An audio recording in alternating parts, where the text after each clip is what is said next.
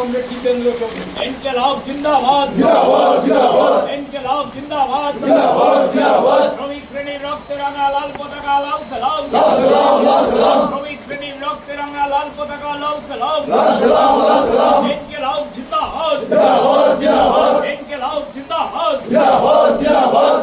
Of socialism, down down communism. Down down capitalism, down down communism.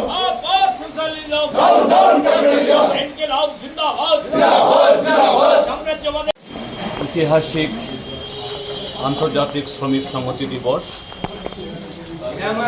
আজকের এই দিনে আজ থেকে 140 বছর আগে আমেরিকার শিকাগো শহরের হে মার্কেটে শ্রমিকরা মালিক এবং রাষ্ট্রের শোষণের বিরুদ্ধে তারা তাদের যে দাবি 8 ঘন্টার কাজ, 8 ঘন্টার বিশ্রাম এবং 8 ঘন্টার বিনোদন, সে দাবিতে তাদের আন্দোলন শুরু করেছিল।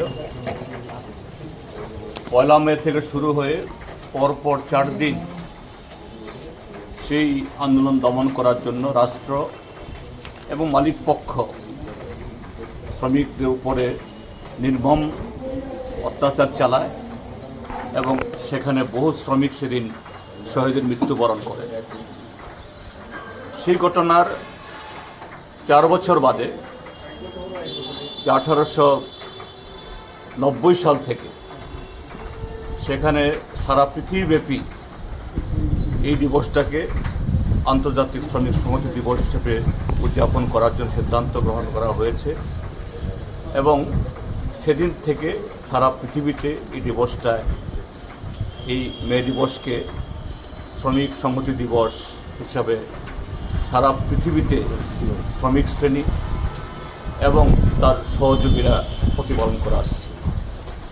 আমরা এই 2026 ইংরাজিতে সেই ঘটনার 140 বছর বাদে বা মে দিবস হিসাবে পালিত হবার এই 137তম দিবসে আমরা যখন আমাদের পার্টি অফিসে এই দিবস উদযাপন আমরা করছি, আমাদের এই পৃথিবী এই সময়েতে এবং আমাদের দেশও সেখানে সাময়িকভাবে হলেও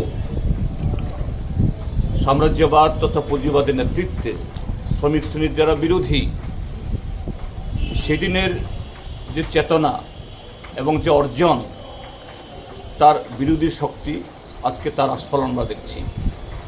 তো আজকে এই দিনে শুধু আমাদের এটা আনুষ্ঠানিকতা না, একটা পতাকা উত্তোলন করার মধ্য দিয়ে যে সারা পৃথিবীতে শ্রমিকদের সে অর্জনকে আরও মজবুত, সার্বজনীন এবং সারা পৃথিবীব্যাপী যে আজকে যে শোষণের যে একটা জাতাকল চলছে, এ থেকে কিভাবে মানব জাতিকে, শ্রমিক শ্রেণীকে মুক্ত করতে পারি তার শপথ নেওয়ার দিন। আমরা আজকে বৃষ্টিস্নাত দিনেও